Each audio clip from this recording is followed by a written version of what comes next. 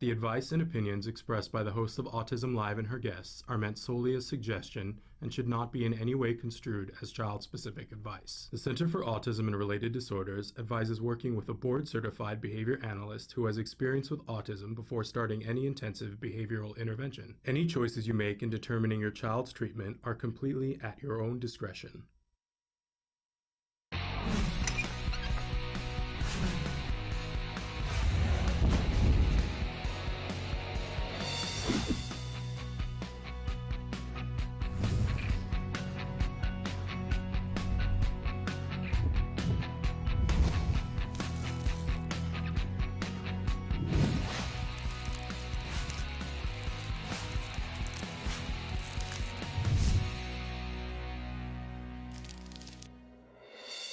Good morning and welcome to Autism Live. I'm Shannon Penrod and we're coming to you live from the Warner Center in Woodland Hills, California. My goodness, have we got a show for you today.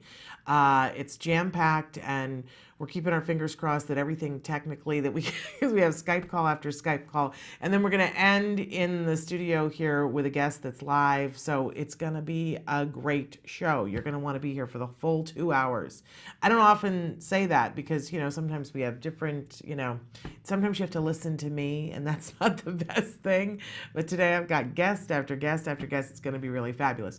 I want to welcome you to the show. And if it's your first time being here because you're joining us on Twitter or Periscope where we are live now, I just want to say welcome, welcome, welcome, welcome. This is for the entire autism community, whether you are a parent, teacher, practitioner, family member, or you yourself are a person who is on the autism spectrum. We want to welcome you here to a place where we talk about autism from a 360-degree perspective, taking into account that this is a big spectrum of people with different wants and needs and desires, and that we're not always going to agree on, because everybody needs something individual, and that there's nothing wrong with that that's in fact how it should be. So we welcome you here. We hope that we can connect you to resources that will be meaningful to you.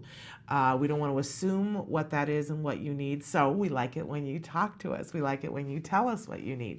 And that is why the show is interactive. So Samantha's going to show you some of the different ways that you can participate with us here on the show, some of the different ways that you can have your voice heard. While she's doing that, I want to remind you that our homepage is autism-live.com. When you go there, you can be watching the live show. All you have to do is click on the triangle that's on the computer screen. You can check out some of the different resources that we have available on the page, but to the side of the computer screen is what we call the live feature. Now, there are other ways that you can talk to us, and Samantha's showing those to you right now. But what I like about the live feature is that we can almost have a conversation in real time, although there is a little bit of a delay, and it's anonymous for you. So, for instance, it's a little bit more immediate. We see when you're on Facebook, if you want to chat with us back and forth, it's a little bit more immediate, but you're letting people know who it is that asked the question, and sometimes that's perfectly okay, and sometimes that's not what you want. So if you want that anonymity, go to autism-live.com. I like to remind you at the start of the show that we have tons of experts that come in here, and boy, have I got a cavalcade of experts for you coming up in just a few minutes. It's really good.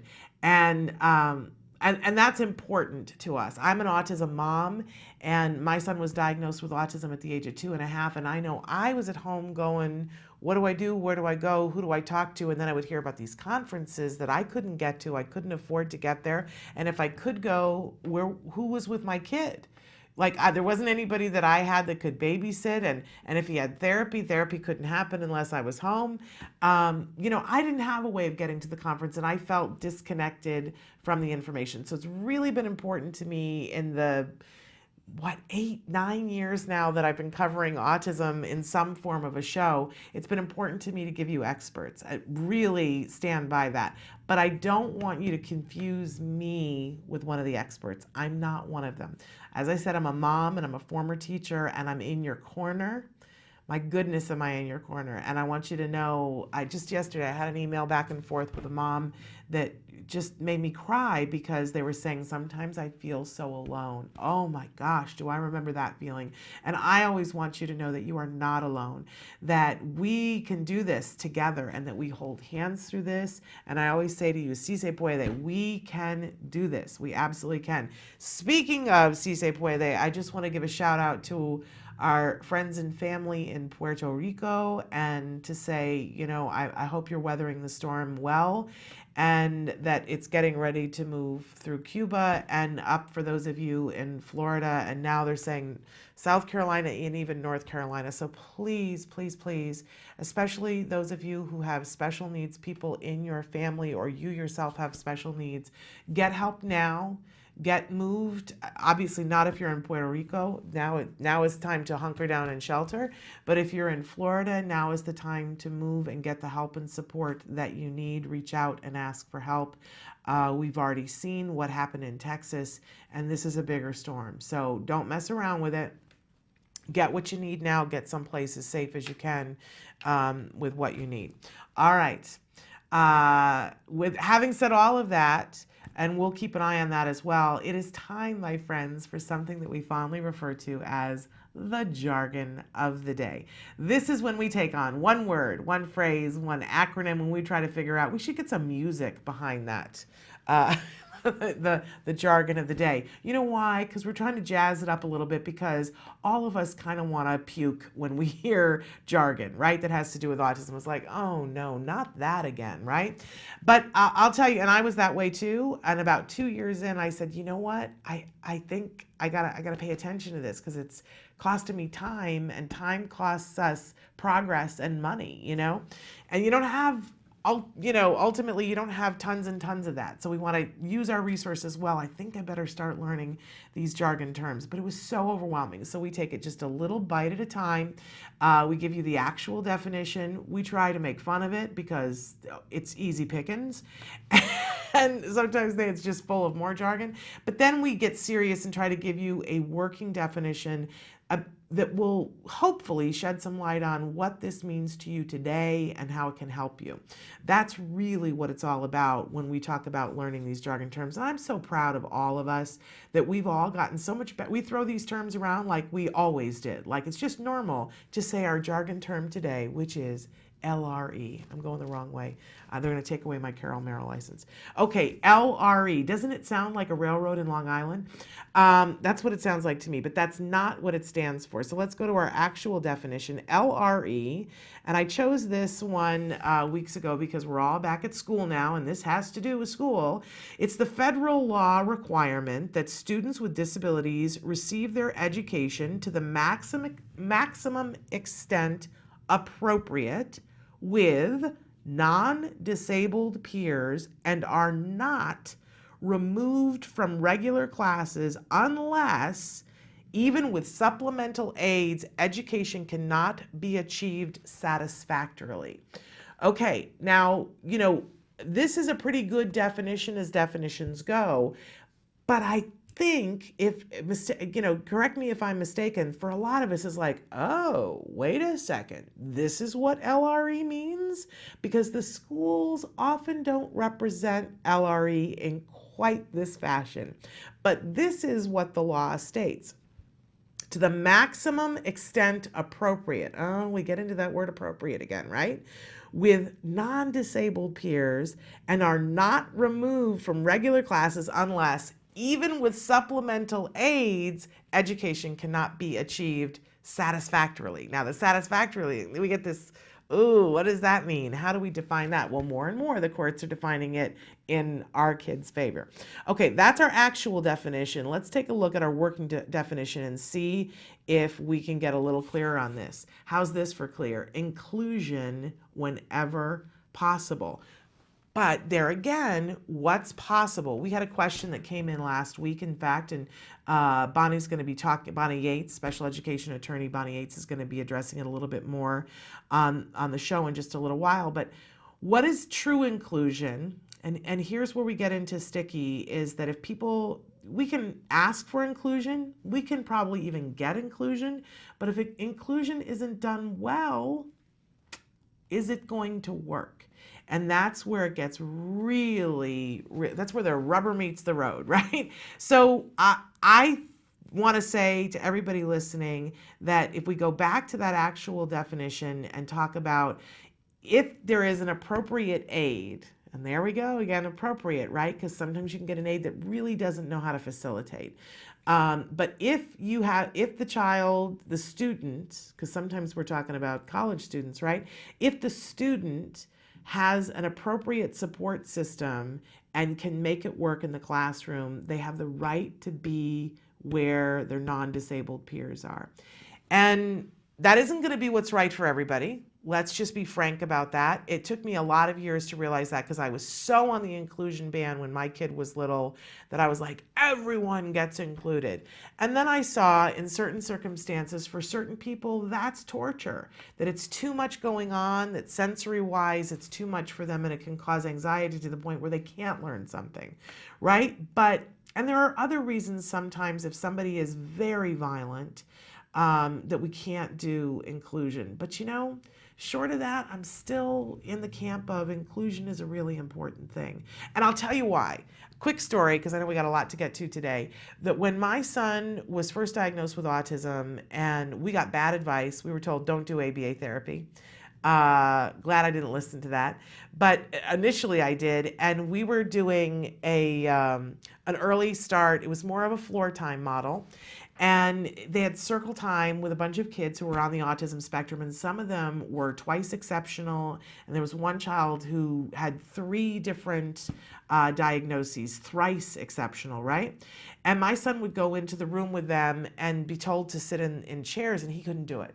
He couldn't sit in the chair with them. And when they would start to sing the alphabet in whatever stage each one of them could, because there were some kids that were nonverbal, he couldn't hang.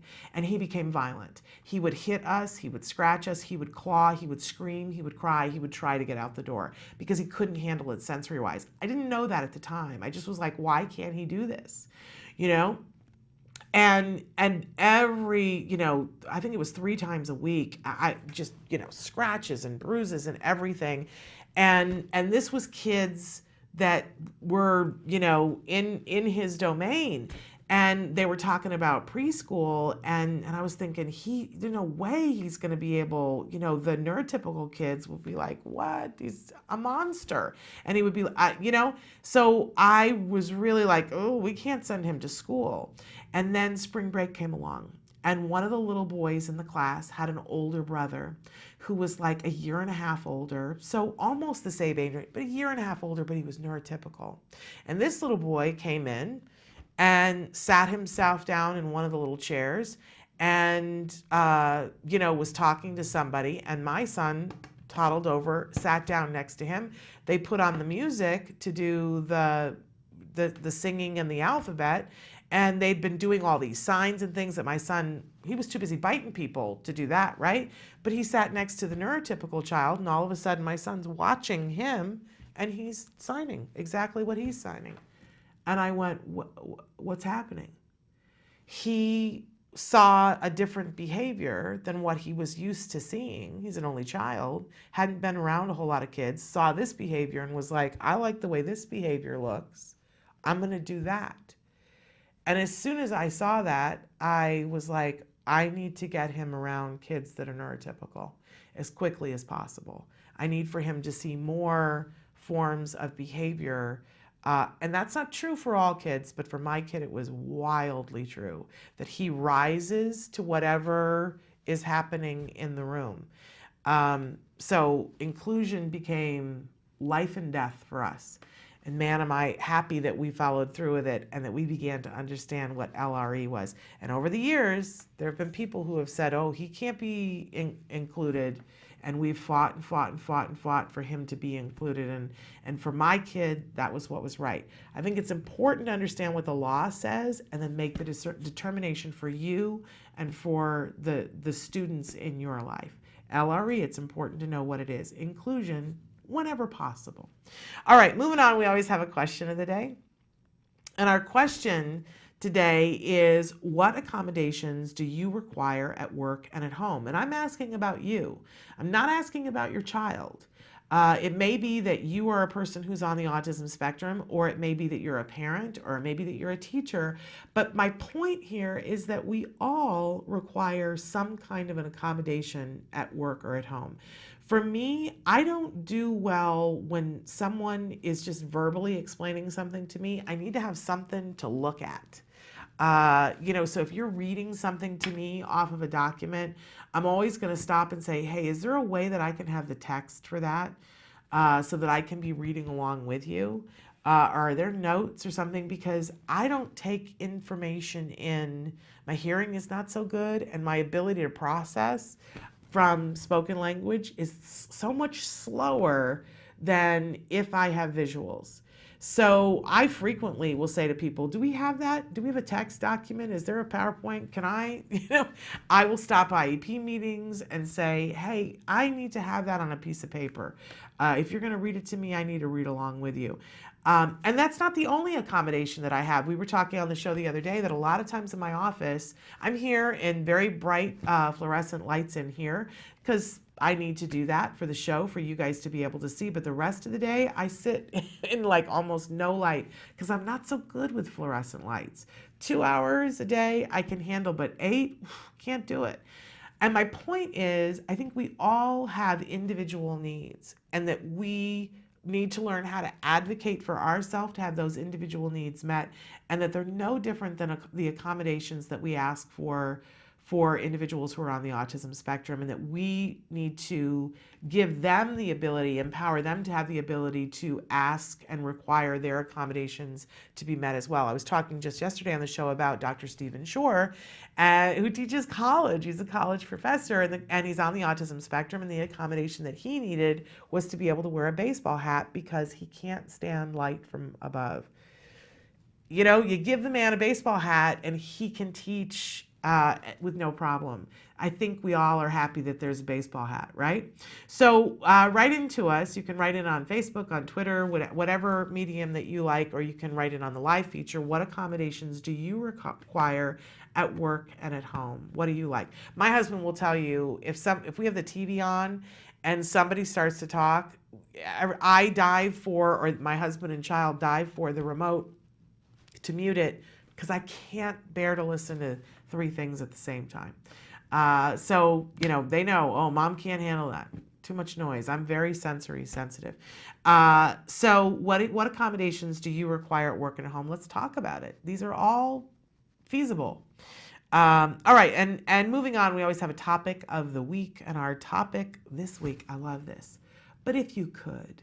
You know how when you're talking to somebody and you say, well, what do you want to do? Or what's the thing that's stopping you? And people talk about obstacles. And I always love it when somebody in the room says, but if you could, what would you do? What a great thing to think about for a second. If you removed all the obstacles for a moment, whatever the obstacles are, and said, but if I could, what would I do? Because frequently you find, oh, maybe I still could do that. Maybe there's a way I could get around those obstacles. Maybe there's a way. And it's this kind of thinking that I think we all in the autism community need to do more of. Because it's so easy to look and go, yeah, but I can't. Oh, but there's this. And then you find yourself getting into this circuitous thinking about, well, but I can't do this until I have this, and I can't do this until I have this, and I can't do this until I have this, and I can't do that. That's just out of the question, right? And then you go, oh, well, forget the whole thing, right? But just take a minute today and ask yourself, but if I could, what could I do? And I'll tell you, some of the people that are having on the show today are people that have applied this to their lives, and they've changed things for everybody. So, and hopefully we'll hear for them as well. We've got some inspirational things going on this morning. Okay, so on today's show, look at this list of things that we've got going on. Dr. Jane Therfield Brown, and hopefully I've said her name right, from College Autism Spectrum.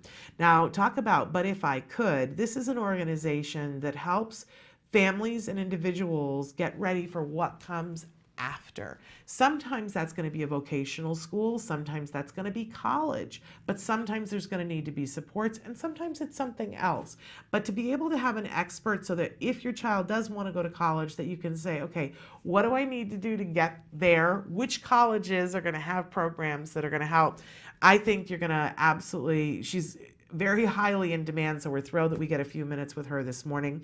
Then we're going to have special education attorney Bonnie Yates with us, and she's going to be answering some questions that you guys sent in. Then in the next hour, we have Mari Nozal, a really amazing mom, and she is the author of The 10 Commandments of Interacting with Kids on the Autism Spectrum. So we've had her on the show before, but I wanted to take a few minutes today to talk about what are those 10 commandments. They're a lovely part of the book where different people write in and say what their experience is from different perspectives. And, you know, we've heard it before. It's all about the perspective taking, right? And then we're going to end today with Kelly Lester, who is the mom who created the Easy Lunch Boxes. I know for a lot of you, this back to school thing, whoo, it's taken it out of us, right? And the lunch thing can sink your whole battleship. So Kelly Lester is a mom who, she's a brilliant actress and performer, and said, I gotta make a way for me to send my girls off to school with lunches and not have this take up the rest of my life, and I want it to be healthy. And then she created it and started a business that has rocked her world and her kids' worlds. So we'll love talking with Kelly. And I got to remind you that we're, you know, Thursday, so it's the end of our shows from the studio. But this Saturday is the Ed Asner poker tournament, and with star-studded event, and Samantha and I are going to be that, and we are, keep your fingers crossed, our plan is to be live from the poker tournament as the stars arrive. It's very chaotic, and having a chance to talk to people, and there's no chance for me to edit, or, you know, I try to say to the people as they come up, you're live on Facebook, so, but anything can happen and does. So, you know, and particularly Ed, who I consider a good friend now, Ed Asner, he, you know, he's pretty off the cuff. So you're not going to want to miss it, for nothing else, to make fun of me as it descends into chaos. Because some of these people are very, very funny, and you tell them that they're live, and boy, do they go for it. So that's Saturday. I think that our live feed starts at 5 p.m. Pacific time. I believe that that's the time that we'll start.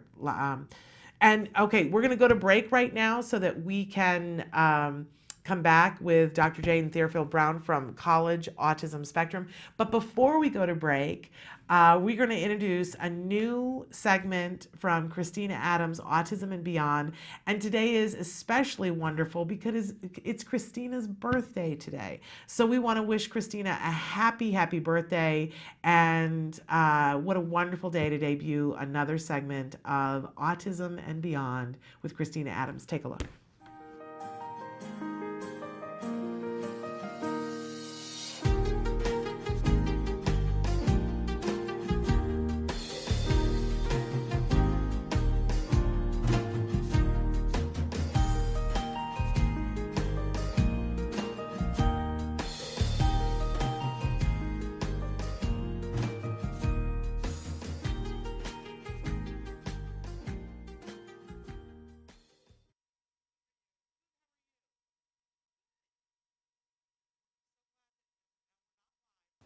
Love is a battlefield. Autism and PTSD for parents. It's a thing. I'm here to tell you it's survivable. What you need to do is remember, this is not for the faint of heart. There's actually a study that was done on mothers of children with autism, and it said, oh, this is very similar to PTSD among soldiers. And we're like, we needed a study for that. We already knew this. However, you got to remember that stress is very important, not only because it's just stress that we're all dealing with, part of the modern day life. It can have serious effects. Not only does it affect your child, your spouse, other members of your family, it also affects your health. The stress is linked to immune system conditions, which can be creating conditions like risk for cancer, heart attack, stroke, anxiety, social isolation, which also depresses your immune system further, and even, girls, listen to this, hair loss. How do we handle this kind of chronic battlefield condition. Well, we have to do what generals do. We get the troops together, we demand support, we push for what we need. So when you go into your meeting with the schools, be sure and you have people with you, because it can be very difficult if you don't have someone with you to help you. Get letters from the doctors, get your evaluations, do what you need to do to get what you can for your child, because that ends up making your stress less. Over the years, as you deal with this kind of stress, remember, it can be your friend because it can tell you things need to change. It can also be your enemy because it can create a lot of bad conditions. The moral of the story is, don't be too strong for too long. Welcome back to Autism Live. We are very excited because joining us via Skype right now is Dr. Jane Theophilde Brown. Hopefully I've said your name right, because I'm known for slaughtering names.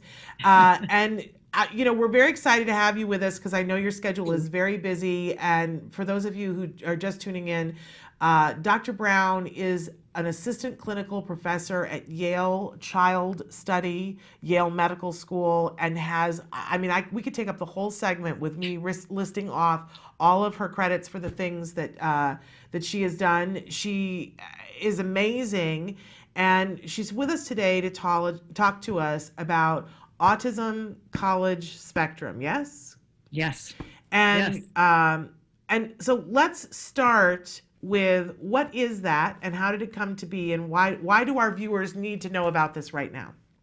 Well, thank you, Shannon. First, thank you so much for having me on today. And I so appreciate the work that you do, and it's so important. So thank you for all that you do. I've been a disability service provider for close to 40 years in higher ed. I've always, my entire career, worked in colleges with students with disabilities. And for the past 20 years, I've specialized in working with college students with autism.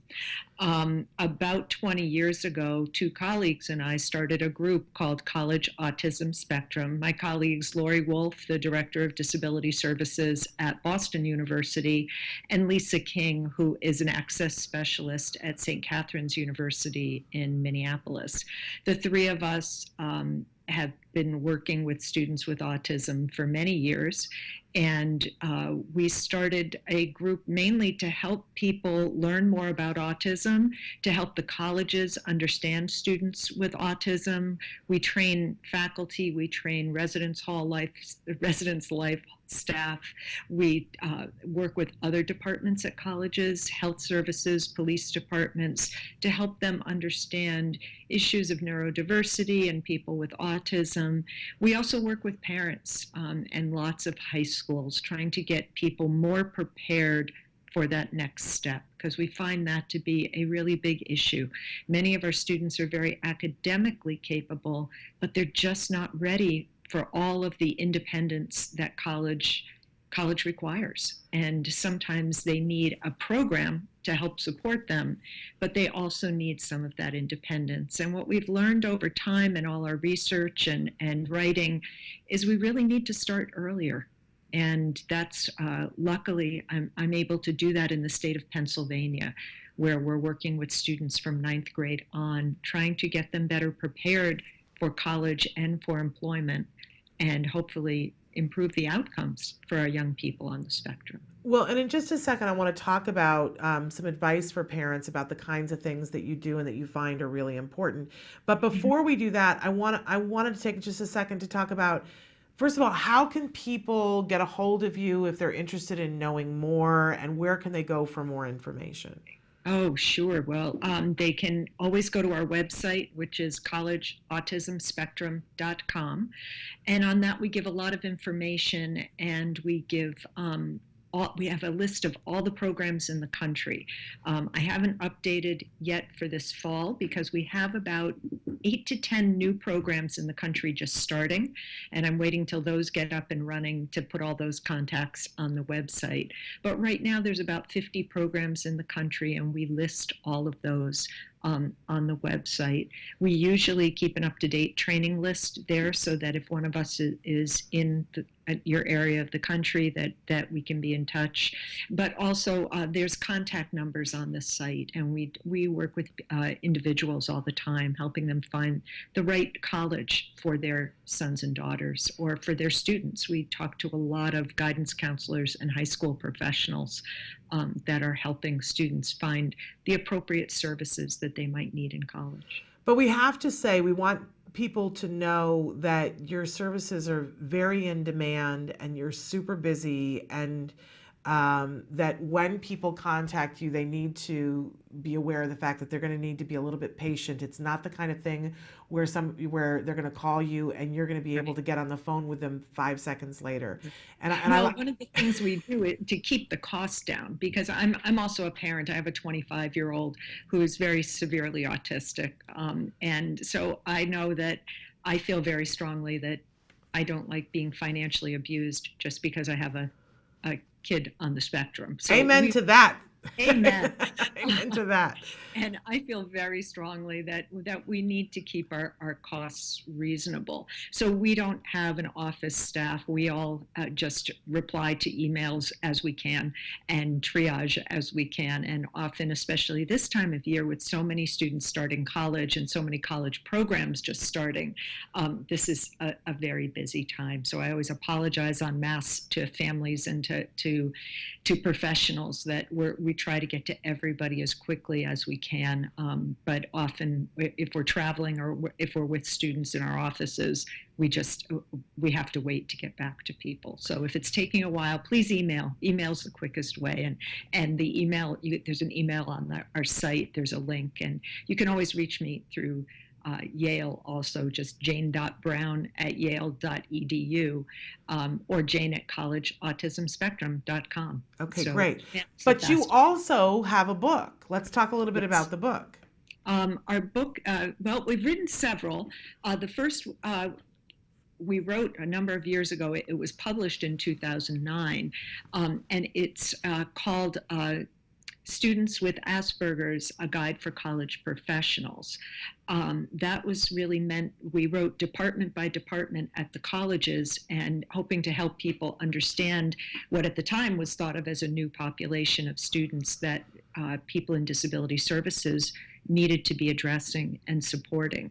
About 3 years later, our parent book was published, and it's called A Parent's Guide to College for Students on the Autism Spectrum. And it really takes you right from high school and accommodations in high school right through applying and transitioning to college. And we were just seeing that the one for the college professionals has just been translated into Japanese, correct? Yes. That's very the population exciting. in Japan, we had a number of professors from Japan that worked with us over the years because for years the students in Japan with autism weren't allowed to go to university. They were just expected that they were disabled and they couldn't continue any education. And suddenly they realized that was very wrong. And so several professors really tried to integrate students on the spectrum into the colleges and universities. And now they have many students with autism because their prevalence rate is higher than ours is in the US. And now they have many students on the spectrum in college. But you know that here in the United States that there's a parent, well, and we're all over the world right now live, Yes. but there's a parent watching in the United States right now who is saying, really, our kids can go to college? This is sometimes a shocking thing here in the United States. But they do all the time go to college, and Absolutely. and there are supports there, and with your help, using those supports is often easier. So really a wonderful thing. And your books, we should say, they're available on all major booksellers, Amazon and such. Mm-hmm. Yes, so they're published by AAPC, the Autism Asperger's Publishing Company, and yes, they're available all places. And I think that the important thing is just as people who are neurotypical, some people go to college and sometimes they don't for one reason or another. It's the same for students on the spectrum. I think the important part is for families to realize that the laws are very different that guide high school and college. Yes. And that because of that, there is no special education in college. There are services, but you have to be what's called otherwise qualified. In other words, you have to get into the university first. If it's an open access community college, of course you can go, but you still have to be able to get through the classes. The courses are not modified, the grades are not modified. That's special education. But there are supports offered that sometimes you need a note taker or extra time for your exams. Sometimes you need to access services for executive functioning, but not every college has all of those services. They're not federally mandated, and as opposed to high school where they get a budget in order to meet the needs of those students who require accommodation, colleges do not. Colleges do not have money behind a mandate, where in high school it is a federal law in that students that have a disability be given special education. In college, it's civil rights statute of equal access. So what we do in college is level the playing field for students, and that's all we can do. So we can't guarantee success, and we can't modify things, so that students who are going to college should be very realistic and prepared if they're going to make that move onto college. But yes, there's many students who are in college. There's also, for a different population, there are programs for students with intellectual disabilities, and the thinkcollege.net website does a fabulous job of that, of working with students with ID. And they have resources all over the country. Our site really works with students who are going to degree granting institutions and are applying to college and need services. Absolutely. And we don't have a whole lot of time left, but because we could talk to you for hours and have information for Happy parents, to. right? Happy. But we've got another interview coming up. So I just wanted, there was some advice that you and I talked about on the phone the other day that you had said it's not popular, that parents don't especially love this advice, but that it's critical if you want to get your child ready for college. There's something critical to start doing now. Do you want to talk about that briefly? Well, one of the things you really need to do is pare down the big time accommodations as soon as your student is ready. There's things that are available in high school that are not going to be available at college. Things like study guides. That's not going to happen in college. So you want to make sure that while they've got all those good supports, your student is learning how to make their own study guides. They're not going to be given reduced homework. So if your student's reducing homework and doing it all at school, we really need them to learn how to manage their time. And if they need supports to do that, then we need to get them those supports, and they need to learn those strategies now. One-to-one aides after high school, none of that is paid for or approved at college. There's the rare college that will allow a one-to-one aide, a couple of community colleges in California, but the overwhelming majority of schools do not allow one-to-one aides in the classroom unless there's a serious health risk. So that's always an issue and often debated for families.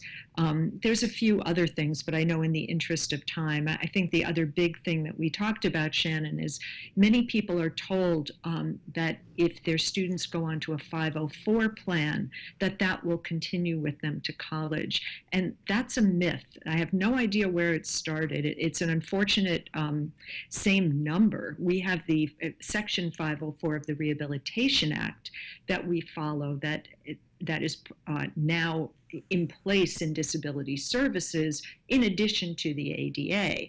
But 504 plans do not come to college with the student. Post-secondary ed does not look at 504 plans and follow them. That's not what we do. We look at documentation that the student has, and we have to arrange accommodations based on that documentation and what classes the student's taking. So again, that's a very brief snapshot of some of the things that students really need to think about and make sure and transition before they leave high school so they can be ready for the post-secondary environment. Right. Well, as I said, we have to have you back on the show because you are a wealth of information, and it's Yeah. all very exciting for people who, I have a son that my expectation is that he will go to college, and I know that even as much as 6 months ago I was like, oh, I'm sure there's things that I need to be doing to get ready. So I appreciate this information. It isn't for everyone. And for those of you who are watching and going, this is not my kid, I love that you gave us a resource for other people, because this isn't a one-size-fits-all community, unfortunately, ever. And even my own son is not going to college, so it's not for my kid either. But for the students who need it, yes, there are resources. And Shannon, thank you so much for having me, and it would be my pleasure to come back and to give more information. We will look forward to it. Tell them your website again, though, one more time before we go. collegeautismspectrum.com. Thank you so much for taking the time. I know how busy you are right now, and we'll make a time for you to come back on the show and share more information. Thank you so much. Thank you so much. Bye-bye. Bye-bye. What a wonderful wealth of information. We are going to take a break now, and then we're going to come back with special education attorney Bonnie Yates, who's going to be answering questions. One that you guys wrote in last week about LRE, that least restrictive environment, and how do you know when your kid is going to do well and how do you talk the school into it to get them into that inclusive environment. So stick with us.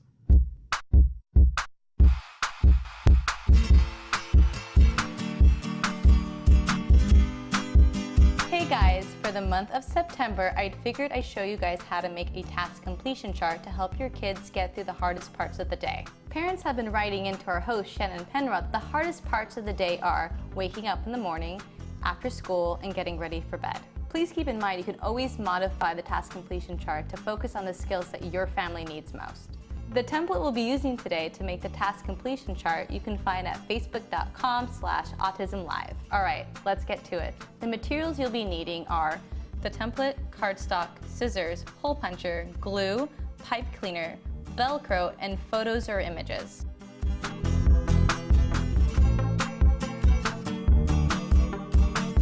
We find it more reinforcing for kids if you use images of themselves doing the task that you're trying to get them to complete. So what I have here to start off are photos of myself doing all the tasks that we're going to add to our task completion chart today. The first step you're going to be doing is printing the template from facebook.com/autism-live. I have it here, and the next thing I'm going to do is I'm going to trim at the top. We don't need that, that's just totally excess. Now that I trim my 3 templates, I'm going to label each one with a different part of the day that we're focusing on, such as waking up, after school, and getting ready for bed. Now that I finished labeling the templates with the appropriate time of the day, I'm going to attach the photos that go with it. For bedtime, the tasks I chose were getting ready for school, putting away toys, putting on pajamas, and brushing teeth. Now repeat this for all the rest of the day. Now that I've added the photos to the template, I am taking this along with my heavy cardstock to hold all my tokens. I'm going to line them up and make 3 hole punches.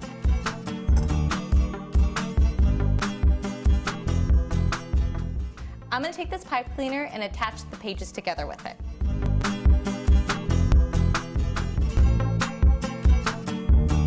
We're almost done putting this together. Next, I'm going to take my Velcro. I'm going to put them underneath each picture. And then I'm going to add 4 on the very edge too. Now that I've attached the rough side of the Velcro to the template, now I'm going to take the softer side and add these to the tokens. You can use whatever you want for the tokens, whatever your child finds reinforcing. They could be stickers, images, spacemen, Pokemon, whatever they like. Before you use your task completion chart, it's really important that you do a preference assessment to see what your child finds reinforcing that day. Once you have that established, then you can tell them the rule for how this task completion chart works. So every time they get one of their tasks completed, they add a token to it. And the way the task completion chart functions is like a token economy. So after they put a token under each one of these tasks, they can trade it in for their reinforcer for the day. Now that you've made your task completion chart, hopefully your child will be able to use it on a daily basis and help them through those difficult times of the day.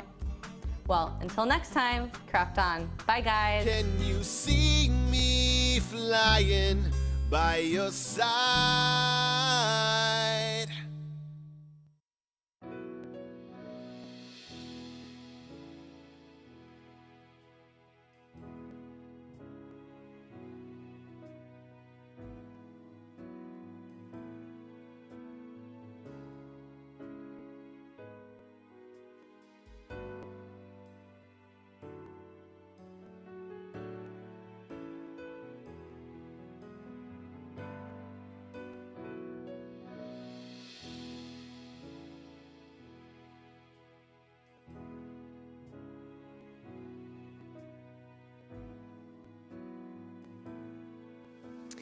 Being part of this community is really important to a mom with a son like Jackson, because it really does take a village, and you need so much support, you know, to help bring out all of the amazing qualities and skills and talents that our children have. So I'm just very grateful to everybody who was a part of this.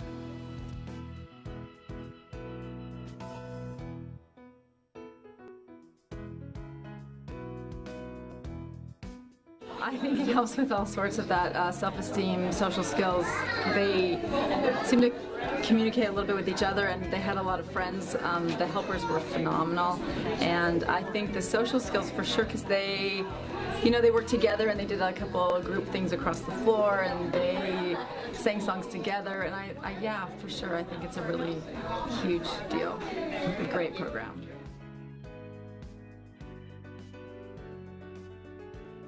What programs like this show is the person is in front of what we call today a disorder. I think what we're finding is that these sorts of brain challenges that make people unique can actually be gifts in ways we haven't discovered in the rest of society to bring them out.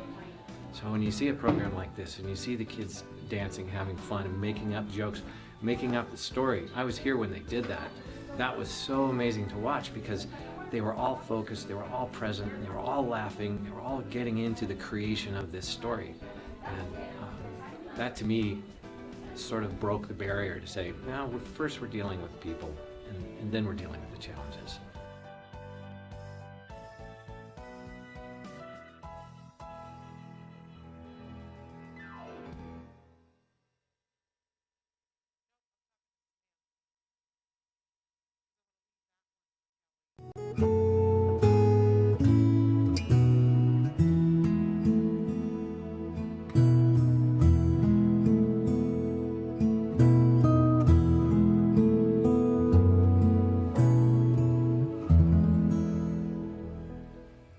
So we're going to do down dog next. So with down dog, there are several different ways that you can do it, and I want to show you first and then help you with yours so that we can work on what feels good for you, okay? All right, because there's no right way to do it, it's more about what your body likes, all right? So for me, what I'm going to do is start off with my hands at the top of my mat, my headlights, my fingers are aiming towards the top of my mat, and then I'm going to tuck my toes, and then my head is also going to drop, and I'm going to look between my toes. Okay. And my body should be, or hopefully, like an A shape. Or V. Or V, yes. Upside down V. Yep. And so if your quads are tight or your hamstrings are tight, you might need to bend your knees a little bit. Then it's you. Or if your shoulders are a little strained or a little tight, remember to push in through your feet, but also sometimes what feels really good is going down on your forearms, like this. You can actually start out this way instead, it's a little easier. So your forearms rest on the floor, you still tuck your toes, and then you're still looking between your toes, but rather than being on your hands then, your weight's along your hands and your forearms. Okay? All right. So, now it's your turn. Okay. So, yep. You're going to do on your hands? Okay, yep. So your fingers are facing the front of the mat. Or are you doing forearms? Forearms? Okay, there we go. Wow, you're very bendy. Very nice. And your gaze is right here between your toes. Excellent. Very nice, Jem. Wow. Awesome. Feet are a nice distance apart. How does that feel? Okay. Awesome. You want to come down? Excellent. Good.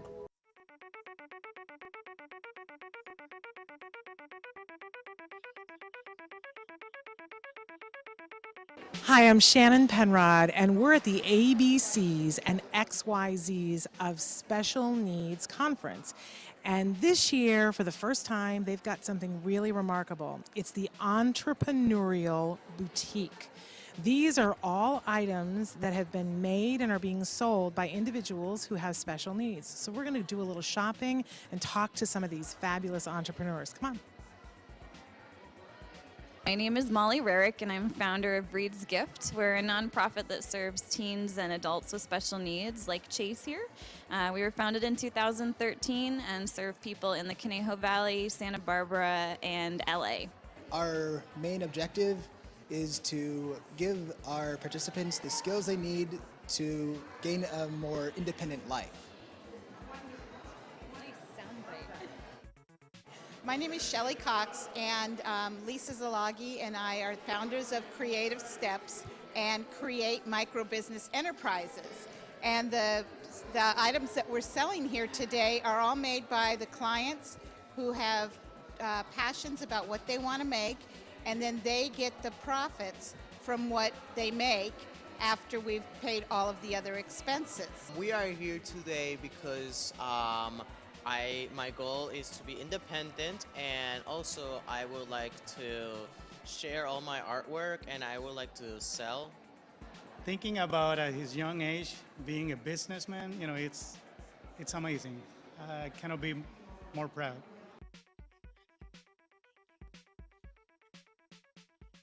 Welcome back to Autism Live. We had a little bit of a delay there because we have the fabulous Ms. Bonnie Yates on the phone. The power is out where she is at, so we have her on the phone, not a visual this week, which is a bummer, but it's so much better to have her with us at all. So Bonnie, thank you for being with us.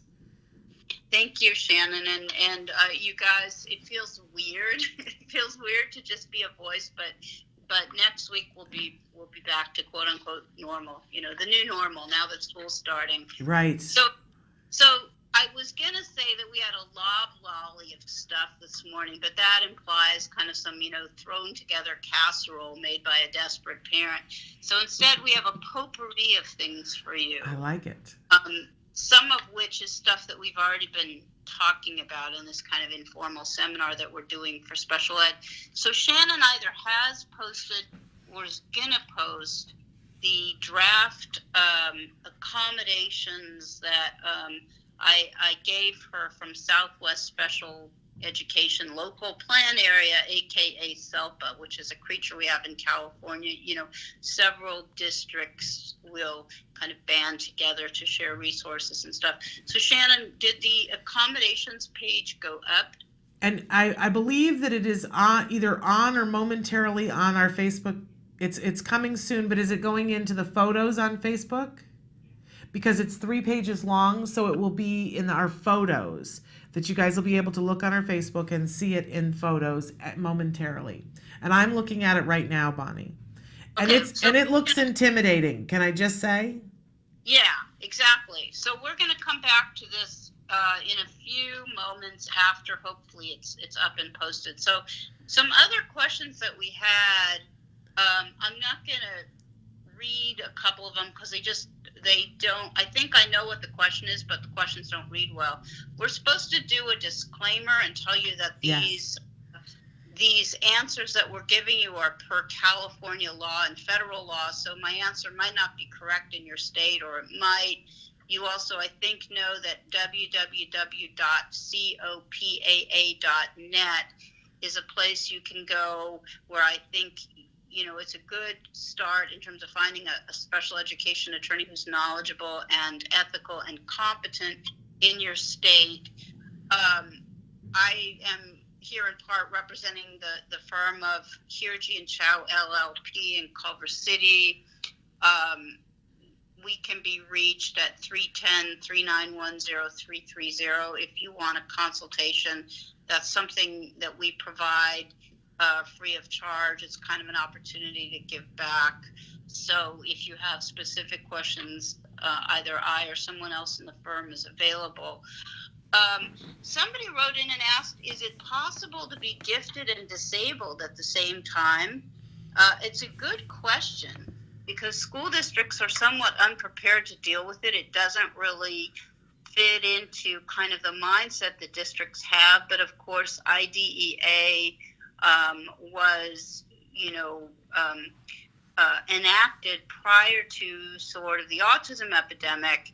And we do have kids now, for example, with Asperger's and very, very high IQs. And those kids do need a specialized program because they are capable of doing academic work at such a high level, but they're going to need help with, probably organization, which is, I guess, part of executive functioning, and social skills. And so the answer is yes, you can be gifted and disabled, and yes, your IEP needs to, sort of take you as it finds you. And so, getting that worked out in a general ed classroom, if that's where you are, can be challenging if a teacher has 30 or 35 kids, 5 or 6 of whom have IEPs. But strictly speaking, that's the law. I did some interesting IEP meetings this year for a student who has significant ADHD, but he has normal cognition, and he wanted to take an honors science class. And the RSP people were supposed to support this because he has RSP services. And we got kind of a goofy thing going because the RSP people said, well, we can support this, but we don't have anybody that knows what the content of this gifted class is, this AP class. And so we can't address the substance. You'll have to pay for a private tutor for that. My response is wrong. And a lot of it, I think, was just them getting used to the idea that somebody that has an IEP could be in an AP class. And he didn't get the most perfect grade in the world, but he got a passing grade and he loved the class. And, I want to say to his teacher, although we're not, saying what district or what teacher, but this science teacher, I don't think he'd had a lot of exposure before, but he totally got that this kid was into the class and he was willing to kind of, provide the extra support. So that's gifted and disabled, Shannon. That's a great teacher, and we know that Temple Grandin credits a lot of her progress to having a great science teacher. Yes, exactly. I mean, I think any teacher that kind of inspires you to explore learning in a way that maybe hasn't happened yet. Now, another question we got was about observation time, and we've talked a little bit about this before. Districts tend to promulgate a visitor policy as the observation policy. That's not correct. They're not one and the same. If the district has a policy that allows for in-class observation of a child, which most of them do, or if they've actually observed your child for a period of time, you and or your expert should be entitled to an equivalent opportunity. Where the fight comes in is once you tell them that that the visitor policy does not apply to a academic classroom observation, then when they go to give you your equivalent opportunity, they may tell you, yeah, you can have your 90 minutes, but you have to come back 3 times. Well, you can't really see too much in 30 minutes. You really need to see how the day plays out. So that is something that we always have to fight for. And I have, in only one instance recently, had to make a motion in front of the hearing office in California for the right to observe, but I did get it granted. And then we had the question, can you have goals without specific services to support them? And the answer to that is yeah, sort of. I mean, if something is important enough to be a goal, I don't know if it's safe to say, yes, the classroom teacher will work on it. We don't have to, indicate a specific responsible person. But that is said, often. Or we don't even need to write a goal because we just naturally work on this in the classroom. My response to that is, well, we need to have goals because goals exist, and goals exist as a recognition of the fact that these things don't get automatically worked on in the regular classroom. So I'd be careful about that. Then there was a question about parental participation, which, was kind of like, what does that mean? It doesn't sound like a good thing to me. It sounds as if the district's doing you a favor or something. The way IDEA was intended to work was it was supposed to be an informal procedure that parents could handle themselves and get quick results. Well, don't anybody laugh too hard about that. But threaded into IDEA, is this notion that a parent is an equal member of the IEP team and they have a right to present ideas and have them listened to and considered, not just listened to, but actually considered for real. And the reason parental participation is so important is because, among other things, if it's denied, that's a denial of faith, a denial of free, appropriate public education. Parental participation comes up when parents either want to present information to the IEP team that's outside information, or they want to ask questions to teachers and staff about their qualifications. And, there's other circumstances. And almost every complaint we file, a due process complaint, will have in it an allegation that something that the district did was a denial of parental participation. So it comes up quite a lot. And so, I've been kind of dancing around the edges about talking to parents, to the Autism-Live parents about our procedural safeguards. And I'm going to start talking about them a lot now that we're back in school. So here's some California procedural safeguards that address this issue of parental participation as follows. As a parent of a special ed student, you have the right to be part of the IEP team and participate in any meeting regarding the identification, assessment, and educational placement of your child.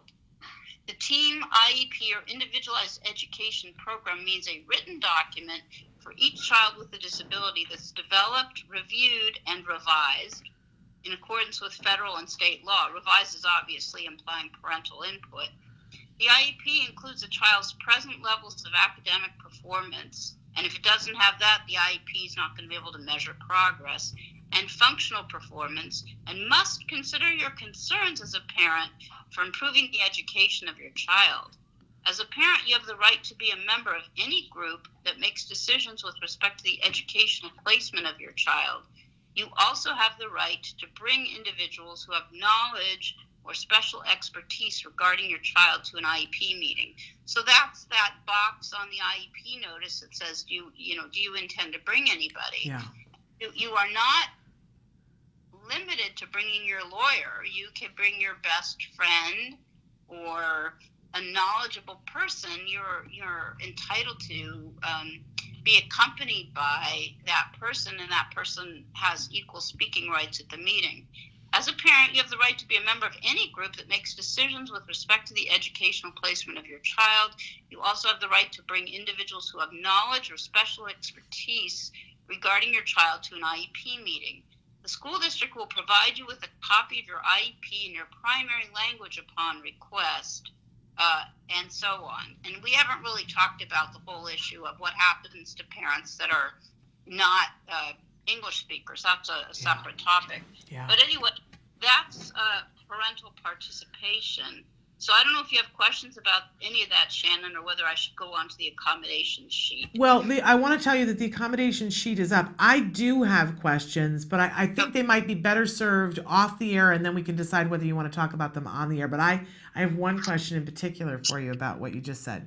But the accommodations are, for those of you who are watching live or watching later in Memorex, if you go to Autism Live's Facebook page, and you can just go to Facebook and search Autism Live, and you'll see our little logo. Click on it, and then when you go to our page and go into our photos, you will see that we're doing this show on September, what is today, the 7th? Yes. So, if you're watching later in the future, September 7th, 2017, you can see that we posted the photos.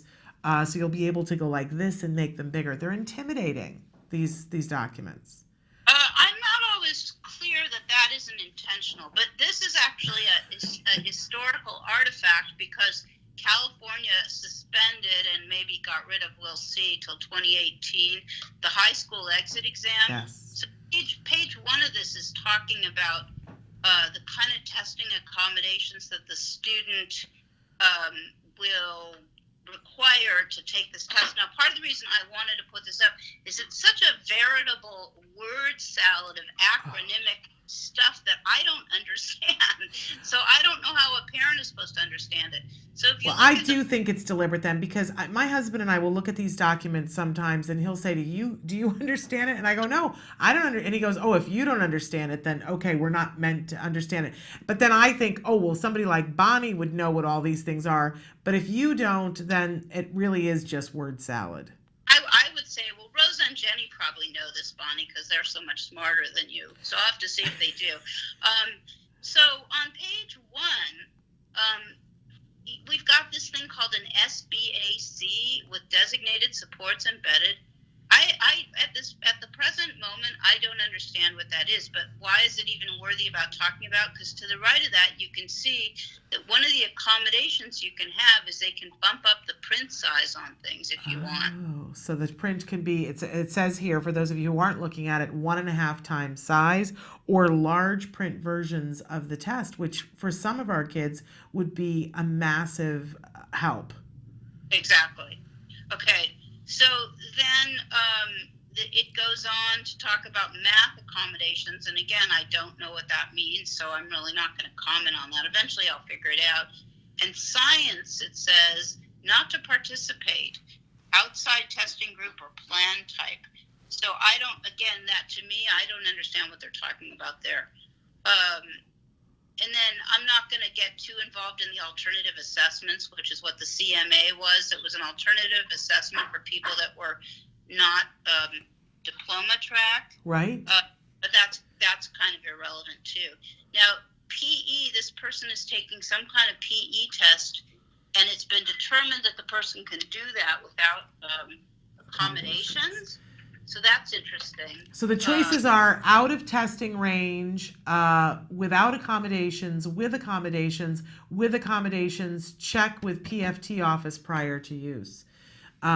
So interesting. But for this particular student, it's checked without accommodations. But those are your choices, which is interesting. Right. I mean, you could, I guess, if you had a physical disability and you were doing PE, it might require accommodations or modifications. Absolutely.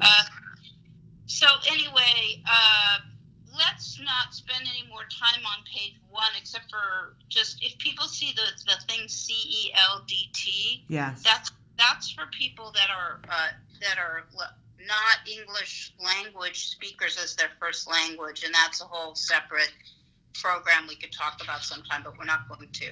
Okay. So turn to page 3. We're going to kind of get out of this testing mode. Okay, I'm on page 3. Now we're on accommodations proper. Okay, so the big problem you get into when you have, as the first box is checked, reduce shortened assignments, is this not to reduce content standards. So it is really challenging for teaching staff to figure out how to make your assignments shorter, but not, if you'll pardon the expression, to dumb down the content or the expectations. So that's always a challenging thing. Right. But it is something to be aware of, that, you know, that it may not be good at all for your child to go to school all day and then come home at night and have 10 really heavy-duty, frustrating PTSD causing math problems. You know, 5 might be enough to teach the skill. So you can always be thinking about reduced, shortened assignments. This person, hypothetical accommodations person, has copies of class notes, board notes, and PowerPoint presentation. That's something that's always available. Below that, not checked, is an indication that you can have textbooks or notes highlighted. A visual placeholder, I think, is something that you use to, you know, like hold the page or whatever you're working on so it doesn't wiggle around. You can have enlarged print. You can have a scribe, which is a note taker. You can have an audio book, and some kids that are learning disabled need audio books for content understanding. Manipulatives, that's people that would require like a hands-on visual. Access to technology on campus. May use iPad to take notes and pictures of the board for homework and notes. You can see how that would really be great shorthand for people, all people, not just with an IEP, but it's allowed for shorthand and notes. preferential assigned seating, explain, near the point of instruction. For this particular student, that's what's written in, near the point of instruction. Exactly, near the point of instruction. So that means we want to get him close up to the board so that he's not distracted by other things and he has the best chance of getting the info in there. Okay, next box is unchecked, short breaks between assignments, but you can see how... Can I just interject there? Two things, Bonnie, that for preferred assigned seating, there are all kinds of things that you can put in there. When my son was at a school where there was 40 kids in a classroom, sometimes the kids were jammed in so much that we had in there a provision where he had to have space around his desk so that he wasn't having a sensory issue with another kid kicking his chair or whatever. So they had to make a little bit more space. He's at a school where they don't have huge class size, so we've taken that out. But there are all kinds of things that you can put in there, and I just want to point that out. And then I also want to point out to you that we've got about 3 minutes left, so we have to... Yeah, I know. My Yeah. usual problem. Okay, let's see. So, access to technology on campus is what we did. Okay, additional adult support, that's that, elusive one-to-one aid. Yes. Modified assignments and standards we talked about. And then there's an other box. Talked about preferential seating, short breaks between assignments, cues, prompts. We all know about cueing and prompting if we're doing ABA. Offer choices. That's, again, for somebody, I think, that just, needs to be focused more. Sensory strategies, explain. Well, we could have a whole program on sensory strategies in the classroom, but we're not going to. Use supervision during unstructured time, recess, lunch, passing time. Who knew that was an accommodation? Well, I was just going to say, I was going to call that one to an attention because a lot of times that's what parents write in and say, well, we have a one-to-one aid, but the aid goes on break during lunch. And this is listed in the accommodations page here. So you can request supervision during recess or hall passing because I think that's when they need it the most. Yes, exactly. Use of assignment notebook planner. That's that elusive book that's supposed to be, in the hands of all the teachers and then go home to you every night all filled out. Right. But it's a good idea. Home to school communication system, a very good idea.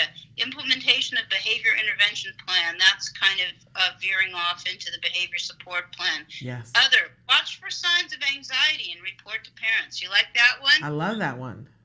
Okay, should I stop talking yet? We've got a few more to do. Well, we've got maybe if we go through the headings on them and just say that there are lists of things underneath them. The strategies related to instruction and grading. And there's a bunch of them there. There's variations, accommodations, modifications related to assessment situations when your kids are getting tests. We just had an issue with that because read the last one, Shannon. I mean, after flexible setting and flexible time, extra time to complete tests, we've got this thing that says other. Administer tests one page at a time. Divide tests into sections based on concepts. Allow to write circle answers on tests. Answers to be transferred to Scantron by the Learning Center staff. An ability to wear headphones to block out distractions. That's pretty specific. What's my point? My point is there's all these accommodations out there, the ones that we talked about last week and the ones this week that help our kids. And I'm afraid if people go into their IEP meeting and they don't know this, they're going to get shot down. They're going to be told these aren't accommodations. So that's why I wanted you to have this exemplar. No, I love that you gave us this because the truth is that this document is not in our hands until we're signing away. So for us to have this, it's a very useful thing. This is a big goodie. So again, this is available to you on our photos on our Facebook. And the date is September 7th, 2017. Bonnie, you're amazing as always. We just adore you. And thank you so much for fighting the good fight and always being in our corner. Listen, it's nice to have people that have my back too. I will. I got your 6, girl. Okay, thank you. Take care. Always, always, always. You too. Have a good weekend. Okay. Bye-bye. The fabulous Bonnie Yates. We didn't have her visually, and I'm sorry you got stuck looking at my mug the whole time, but wonderful, wonderful information. Again, these accommodations, and this is just a sample page. out of one kid's IEP, but you can see it doesn't identify who the kid is. And you can see what the list of possibilities are and the fact that you can specify in the other. We have to take a break, and when we come back, Mari Nozell is going to be here with us to talk about the 10 commandments about how to talk to somebody who is on the autism spectrum. Stick with us. Hi, I'm Yvonne Johansson, and this is My Little House. My Little House is an interactive, multi-sensory educational felt toy that I invented to help develop children's language skills. I love My Little House. I've been working as a speech therapist for over 20 years. I have spent my entire career working with young children. I work with children with language delays, and I have many children with significant cognitive disabilities and children on the autism spectrum. It has been a constant challenge finding toys that are fun, educational, and actually engage my students. In every preschool, since I've been a young therapist, we carry on these felt boards. Kids love them because they're soft and they're fluffy, and there's usually these little pieces that attach to these boards because felt sticks onto felt. You bring them into the activity because they're putting a piece on the board. So it's almost kind of like magic. So then I just thought, wouldn't it be great if I could just take this one-dimensional board and make it into an actual three-dimensional toy? How cool would that be? That's the idea behind My Little House. You can spread it out flat like a 4-panel felt board, or here's the cool part. In the blink of an eye, My Little House easily converts into a 3-dimensional reversible house. This is the outside. This is the inside. My Little House comes with 36 felt cutout pieces that match outlines in 8 colorful rooms. And they're felt, so they stick. Each piece inside My Little House has been placed with purpose. For instance, in the kitchen, whole, half, under, on top, inside, big, bigger, and biggest, empty and full, circle, triangle, inside, outside. Really cool thing, I have a nonprofit, Lecotech. They are the folks that put out the Differently Abled Guide for Toys R Us. They've been doing it for 25 years. They gave me their seal of approval as a toy that they feel is a toy with purpose, and that will make a difference. But My Little House isn't just for kids on the spectrum or with significant disorders. It's also for typically developing 2 to 5-year-olds. It's a fun toy. This is so soft. That piece goes. Recently, I took My Little House to the American Speech and Hearing Association convention in Philadelphia, and the response from my peers was overwhelming. Hundreds of therapists, teachers, and heads of school districts wanted to order them. It was real validation for me that this truly is a toy that needs to get out there. Hi, I'm Shannon Penrod. I'm a proud autism mom, I'm a former educator, and I am the host of Autism Live. And as all 3 of those things, I want to recommend to you My Little House.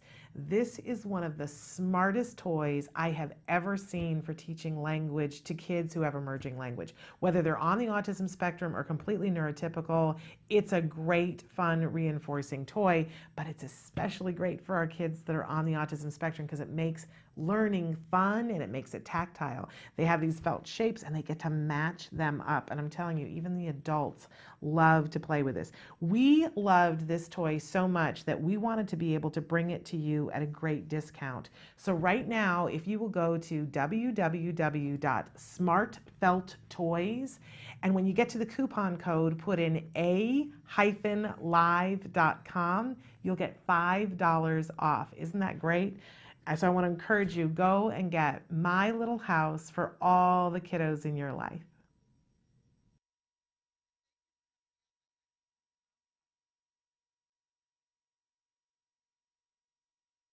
Welcome back to Autism Live. Really excited that joining us from Plymouth, Massachusetts, we have the fabulous Mari Nozal.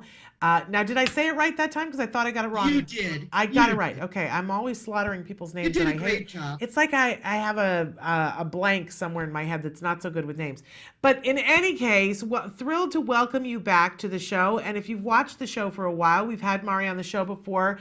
She is the author of Taking the Dis out of Disabled, but also the author of, I think, a really important book, The 10 Commandments of Interacting and Communicating with Kids on the Autism Spectrum and Related Commandments. And it's now available in a paperback.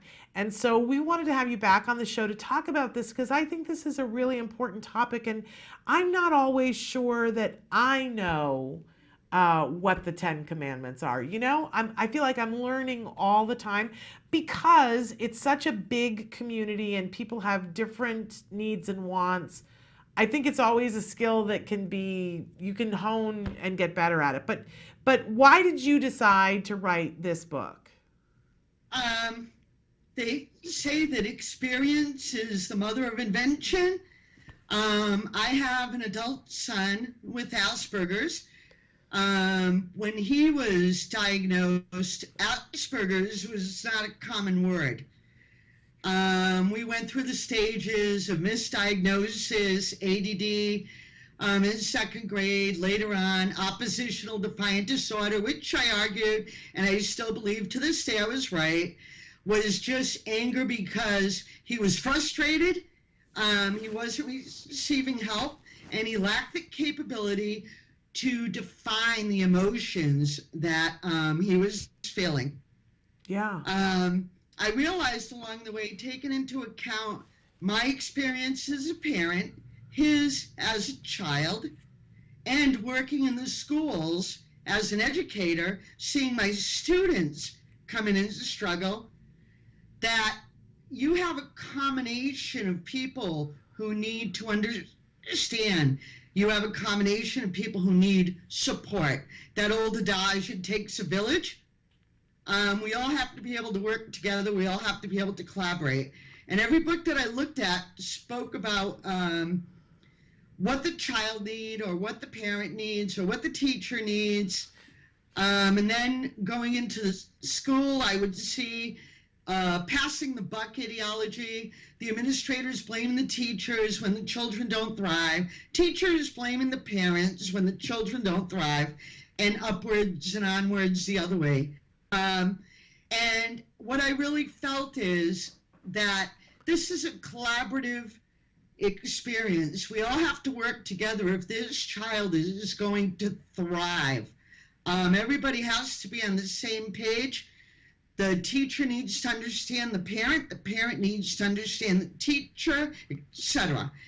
And so what I did is I wrote a book that combined everybody who would be involved in that child's success. The teacher, the parent, the child, and what I tried to do is rather than preach to people and talk at them, talk to them and write a book that made them feel like I was talking to them as a friend having coffee. I also kind of wrote in the third person so it would look like the child's actual needs, the parents' actual needs. They're telling everybody what they want. In other words, it's not written in a academic type of form. It's written in a format that anybody at any level that was reading it could comprehend, and they get together and use what is in the book to accommodate that child and ensure that they thrive to the extent of what their individual abilities are. Yeah, and I hope you won't mind me saying this, but there are certain books. When I went to graduate school, I remember on the first day that one of my professors said, "Look, there's so much that you need to read, and you need to be reading all the time that you're never going to have time to read all the things that you need to do." And so he said, "I want you to get like 7." He gave us a list of 100 books. He said, "I want you to get like 7 of them, and I want you to stick them on the back of your toilet." And and he said, I want you to stick them back there because, you know, you'll catch a minute here, you'll catch a minute there while you're meditating, you know, and I realize this isn't the prettiest conversation, but, you know, sometimes you have a couple of minutes in the bathroom, you take a minute in the bathroom. Sometimes it's the only place you get a private right moment. And sometimes it's the only place where you've got the moment. And he was saying you've got so much to do, every moment has to be accounted for. Take 7 books, put them on the back of the toilet, and he said, I guarantee you by the time the year is over, you'll have read through those 7 books and then put 7 more books back there. And you know, when my son was first diagnosed with autism, I was so far behind and had no idea how to get caught up. And there are certain books now that I will refer to and I will say to our viewers, okay, this is a bathroom book. This is one of those books that you could put on the back of the toilet for you and any guest that comes in to pick up and have a moment and you could open it up and just read a page and your life will be enriched. That it isn't one of those things that you got to read from page 1, you know, to the end page in order to get a benefit from it. And, you know, this really is one of those books you just sit down, open up and go, oh, look what this has to offer to me today, and take it with you for the rest of the day. So I think it's a great bathroom book. I mean that as a compliment. Well, thank you. And I want to encourage our viewers, it's also a great book when you've got somebody in your life that doesn't quite get it and has expressed any kind of interest and has said, I don't know what to do to help you, or a teacher who says, what should I know? And sometimes you don't really, you know, we're not all the experts that you are, and you don't really know what to say. It's a great book to give somebody. Don't you agree, Mari? Oh, I do. I do. And I love that you look at it from everybody's perspective. And the things, it's so, I have to say that it forces you, if you weren't already, and there are people who aren't already, to look at everybody as human beings. Everybody is human beings. The parents, the practitioners, but most especially the person who's on the autism spectrum. Mm-hmm. And I really appreciate that. Well, thank you. And so how can people get it? It's on Amazon.com, Barnes & Noble. If they live in the UK, they can get it on Amazon.uk, Amazon.Canada in Canada. But in the UK, if they look on my website, there are people that they could buy the book from, reputable book dealers, who they can get it from much cheaper in other countries. And it's also on creativespace.com. Fabulous. And well. You asked a group of people, is it 11 different people that you asked to also contribute? Talk to us a little bit about that. Well, the reason I wanted to have them in the book is I wanted to take autism out of what I call the Petri dish.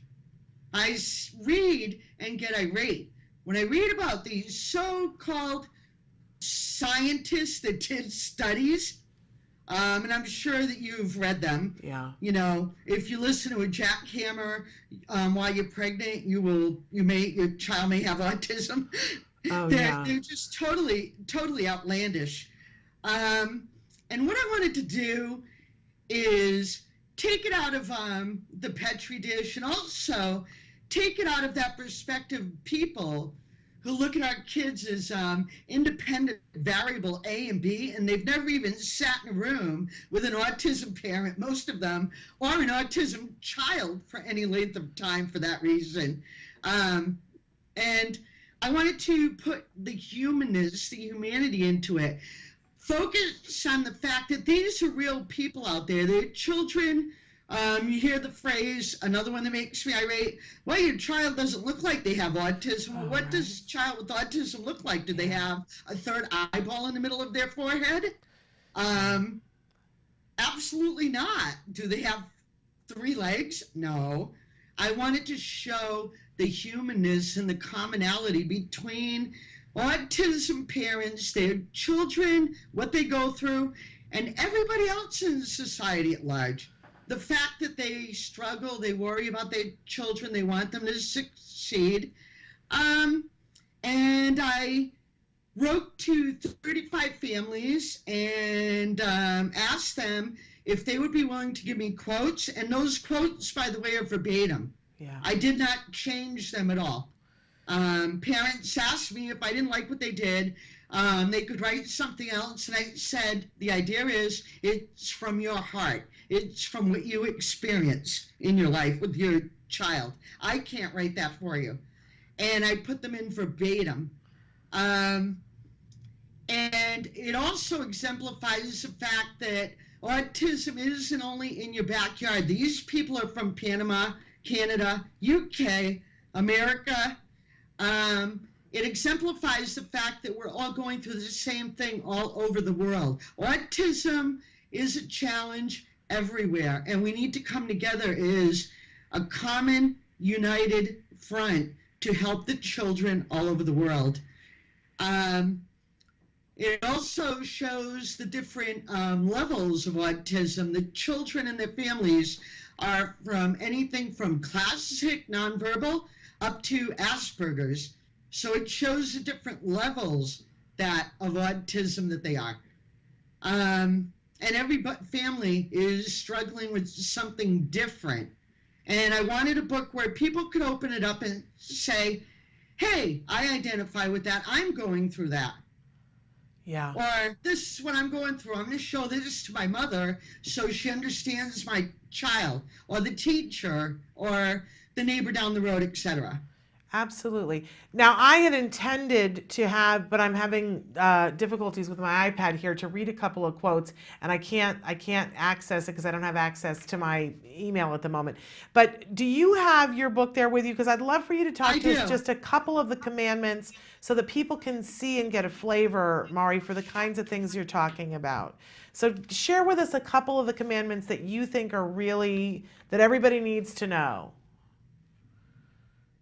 I put you right on the spot. Sure. I had it all set up and I can't if access you could give me it. 1 second, I'll Yeah, absolutely.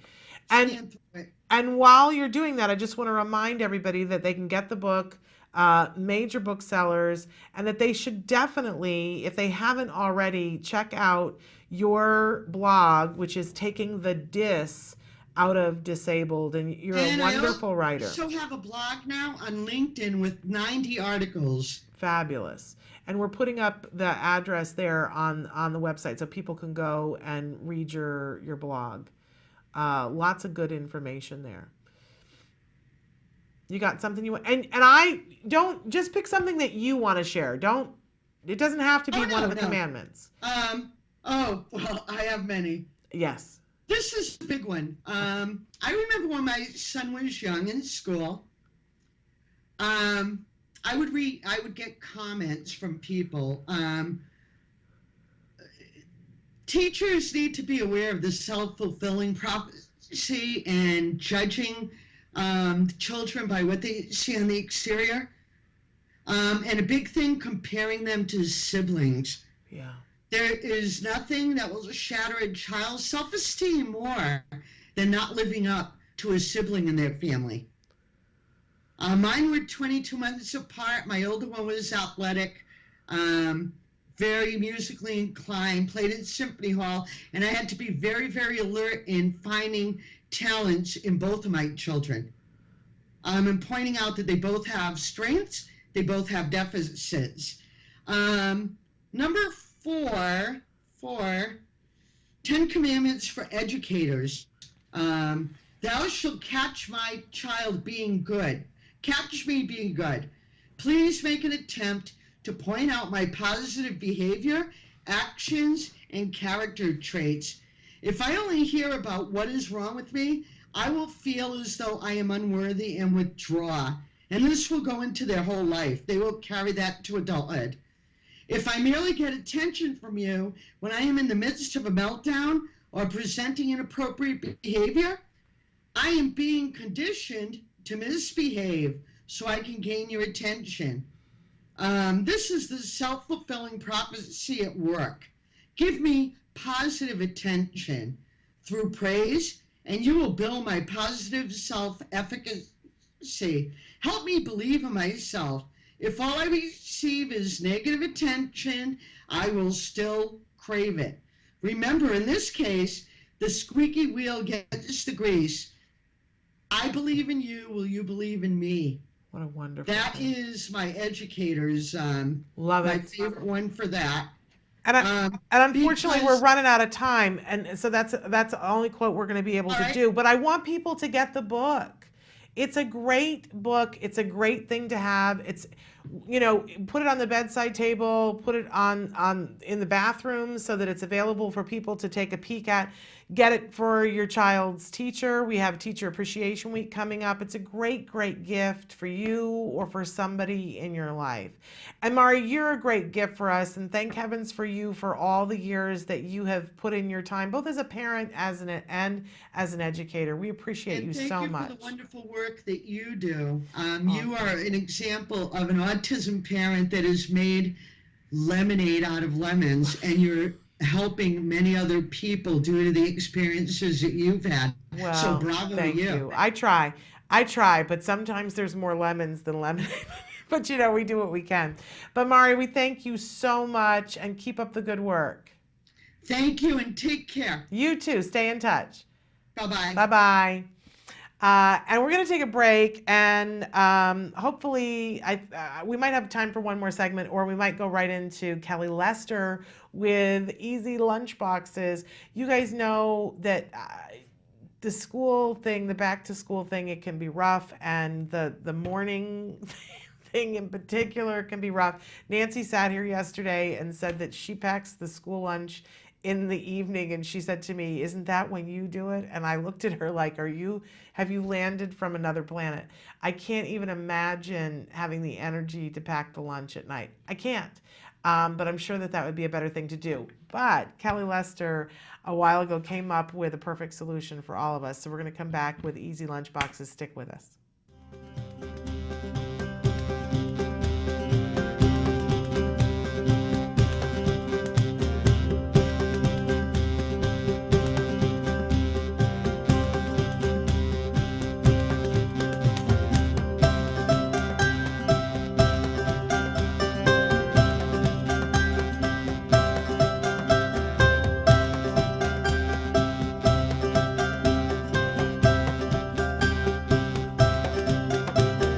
This is the Act Today, One Hope Act Today for Military Families Run and Festival, and it's to benefit military families challenged by autism. So we're out here for a great day. Not only is there a 10K run, a 5K run, and a 1 mile fun run, there's a kids run and there's an Easter egg hunt. Military families are particularly hard hit because they have very special circumstances.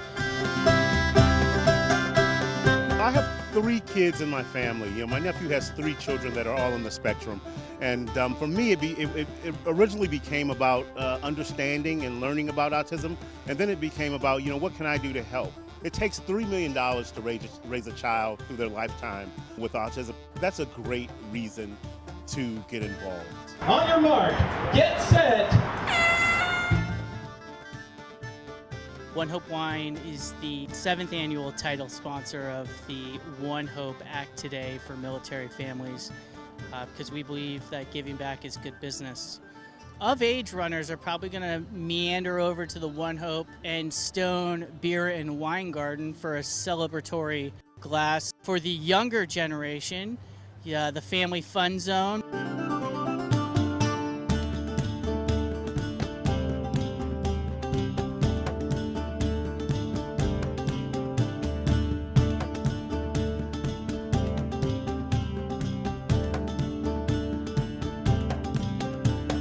This is a big thing for us because it's about getting more treatment to more people, raising awareness. It's a really good event. We're proud to be a part of it for 7 years now, and we're a local office, so we wanted to be here. Stroller Warriors is a free running club for military spouses and their families.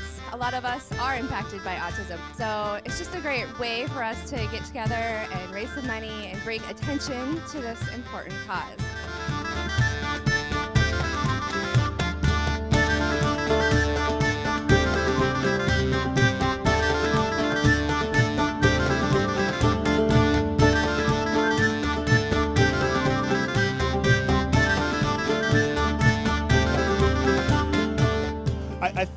people forget the people element involved with autism. You know, the families that are suffering, the children that are suffering. Society could be robbed of so much untapped potential, talent, and skills if we're not helping the children of these military families as much as any other children out there.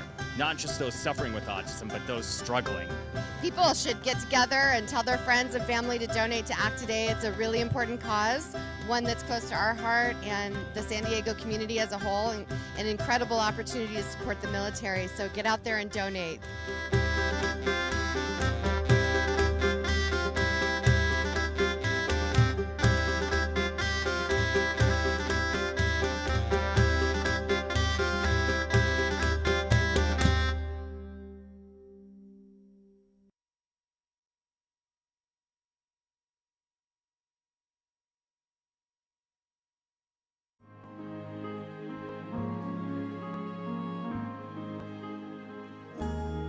Are those your eyes?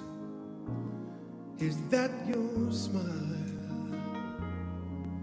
I've been looking at you forever, yet I never saw you before.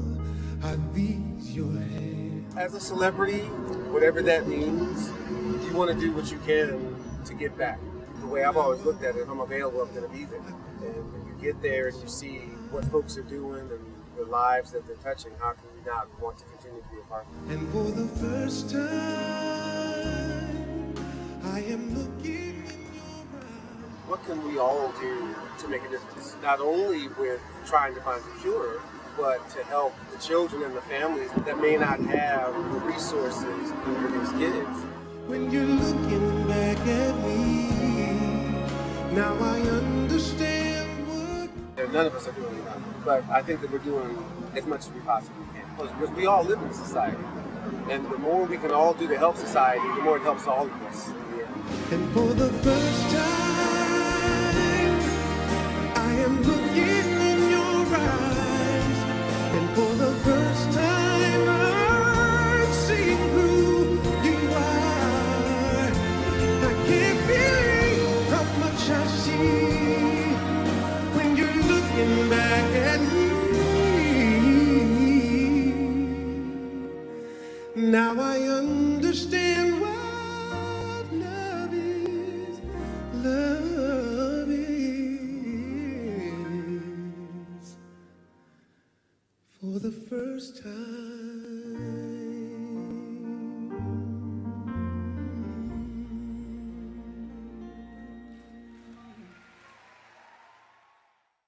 A lot of adults don't really believe kids. They'll think, kids are kids, what are they talking about? But when a child stands up for what they believe in, it's so strong and powerful.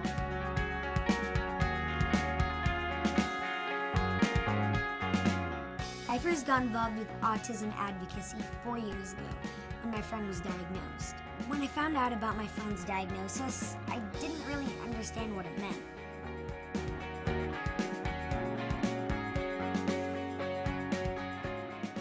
But it didn't matter to me or change our friendship. I didn't look at her any differently. We still had so much fun together. Now I know that she experiences life a little differently than me, and that's okay. Knowing what she goes through has helped me to understand and be more caring towards other people in similar situations. I got involved with Act Today because I wanted to do whatever I could to help. They provide options like behavioral therapy, medical care, social skills programs, assistance to military families, and much more. Being there for my friend was my #1 priority. I've been volunteering and spreading the word about the cause via my social media platform because raising awareness is a crucial first step. There needs to be more kids and teens involved to make sure that our voices are heard just as loudly as the adults. You may be small like me, but your acts of kindness are not.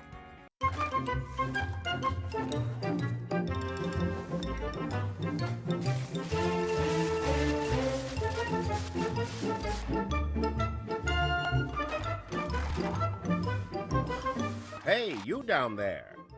No, up here. You can't see me, I'm just a voiceover, like in one of those public information films from the 1950s. Having trouble packing nice lunches using all that mess?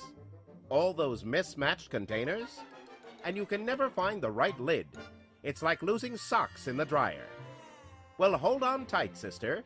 Your lunch packing routine is about to get a makeover.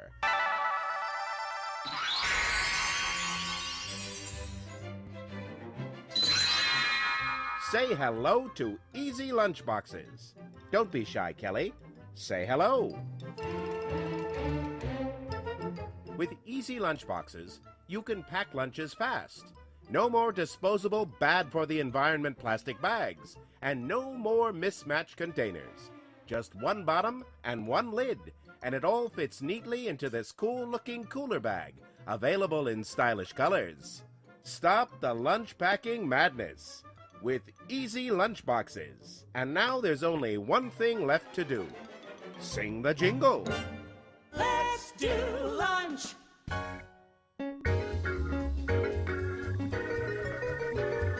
Let's do lunch. Welcome back to Autism Live. I'm so excited right now because in the studio with us is Kelly Lester. And let me just say that you are a fabulous performer, a wonderful singer. You sing and people melt. And your whole family are performers. And if we were to line them up, people would go, I have seen you people in TV and on films, that you would recognize them. They have that whole performer life. But what a lot of people don't know is that you have this whole other life where you are a major entrepreneur with a company that I've asked you to come to talk about today because it's something that can really help our viewers. Easy Lunchboxes. So I welcome you. We're at the end of the show, and so I got to be on point here with time. But welcome to the show. I can't believe I haven't had you on before. Well, thank you. It's lovely to be here. I live down the street, so how convenient is that? Well, we're going to have you come back again. But talk to us about, how did this happen? Kids packing lunches, so annoying. Yeah. I mean, some people love to do things like that, and some people love to spend a lot of time in the kitchen. I wasn't one of those, but I do like to pack healthy food. Yes. And eat healthy food and make sure my family has healthy food. And this all started when I had 3 children in grade school. Maybe one was in junior high. Now one just turned 25 yesterday, so I'm actually not packing lunches. They're out of the house and they're packing their own lunches, hopefully. But now you're helping the rest of us pack lunches. I am. Which is great. So, you know, it just was very frustrating trying to pack all of their food into things and then have them fit in cooler bags, and it's just this jumble of, you know, a mess and all those pieces in the dishwasher. Oh my gosh. So I just looked for something very, very streamlined, couldn't find it, and said, I'm just going to do this on my own. If I'm this obsessed, other parents must be this obsessed. But what's really interesting is that I was just looking for a way to get out of the kitchen fast.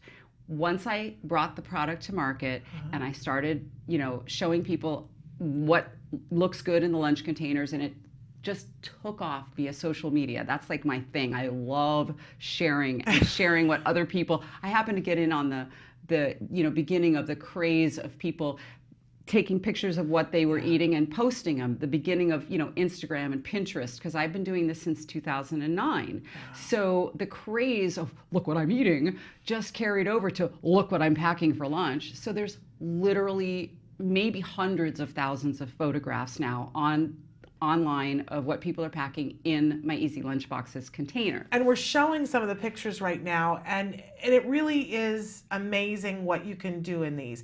When you've got, I always say, when you've got some sort of format that you can follow, then you can get crazy inside the format. And I think that's really what this allows you to do with lunch. Yes, absolutely. And the amazing thing is that, like I said, it was just for like busy parents who wanted to get out of the kitchen. But then I started hearing from so many parents, allergy parents, autism parents, people with motor difficulties, because the lids of the lunch containers are pretty easy to open. I made them that way so that you can easily, they're not those kinds of things where you struggle, you try, you know, you can break a fingernail trying to get things off. You know, a 2 or 3-year-old can open the container, so it stays shut, but it's very easy to open. So it's really, I'll show you the inside.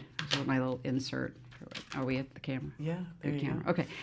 There you go. So it's 3 compartments, fill it up, pop on the lid. And what's great is you can do like the, you know, line them up to go on your counter, pack for your family at once. I have so many photographs online of, like a week's worth of lunches packed for a family of 5. It's insane. So it just makes it fast and easy. Absolutely. And dishwasher safe. Oh, yeah. BPA free. Amazing, because you've taken the time you're an awesome mom and you're really on it. I don't know, ask my kids. But you've taken the time to do things for us. And we have to say that there's the boxes too that you can buy separately, and I appreciate that.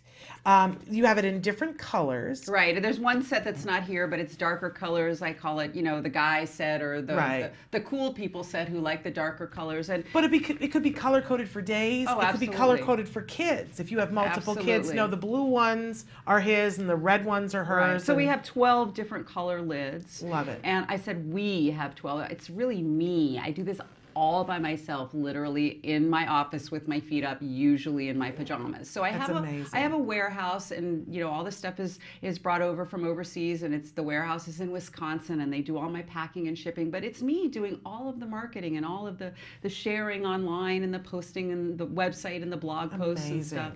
So it's I have a lot of fun, like I said, with the social media stuff. And what's cool is that you can fit like 2 or 3 of the containers in here.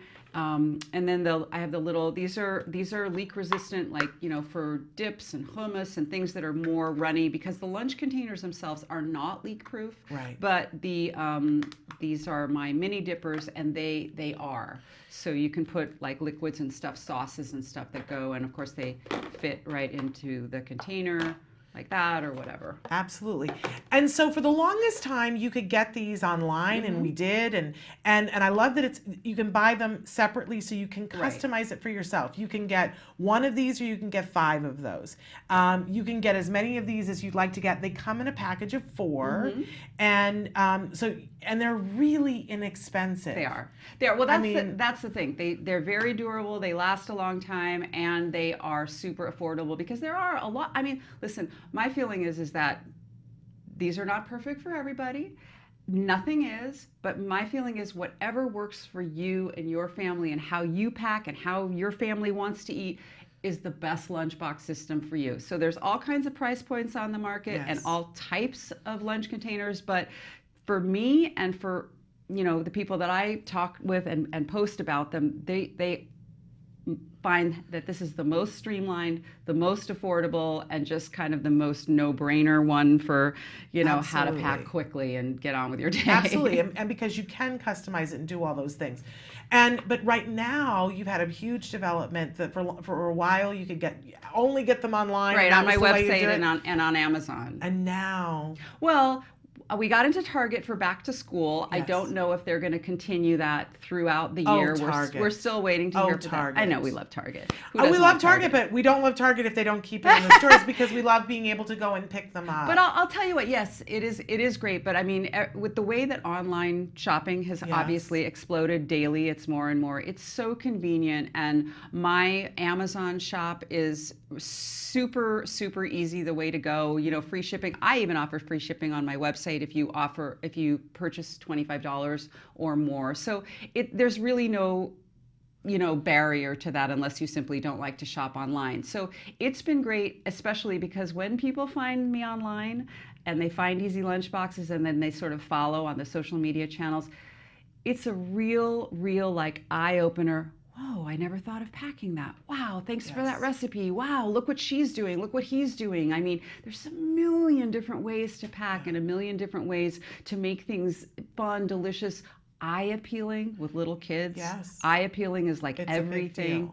So all kinds of tips and stuff on all of my social channels. And you've even got a Cooking with Trader Joe's cookbook, which I didn't know about until you brought it today. That's totally awesome. And is that available in your Amazon store? This is available on Amazon. I don't sell this because I'm not the publisher, but this was, a publisher asked me to, put together this cookbook with all of like Trader Joe's, because who doesn't love Trader Joe's, if you're lucky enough to have one in your town. But it's just, even if you don't, you can tell there's all kinds of great recipes and stuff in there using their foods or ideas and stuff. But I'm proud of that.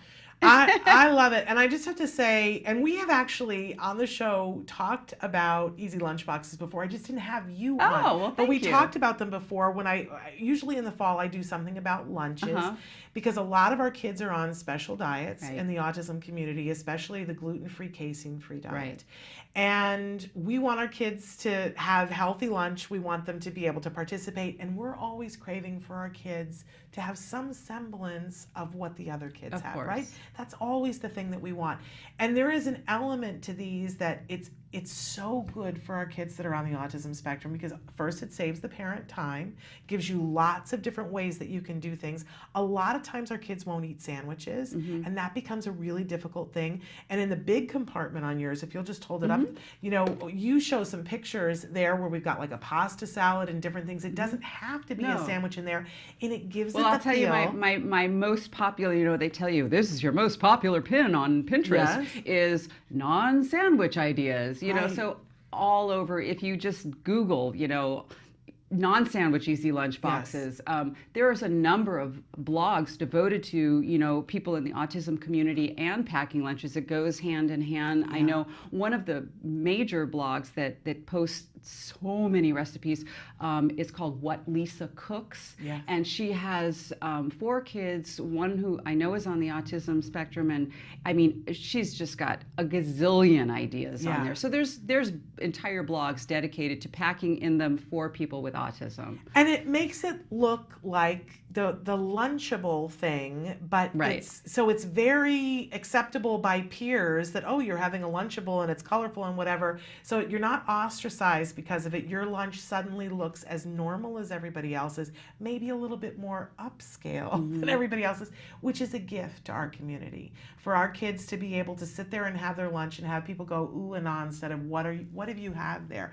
I also want to say, for if you're making sandwiches with gluten-free bread, if you put them in a baggie, and I have the little wax paper baggies, sometimes they fall apart. They just don't hold together well. But they hold together well in the compartment. It just holds it in a different way so that it's easier to put in there and the sandwich stays together instead of becoming a mishmash. Wow, I didn't know that. The other thing that's really cool is that because the lids are easy to open now, if you've got a small child, preschool, kindergartner, it's generally 15 or however many in a class, and then all the kids with the lunch and 14 different little containers that people are opening, waiting for the teacher or the aide to go around.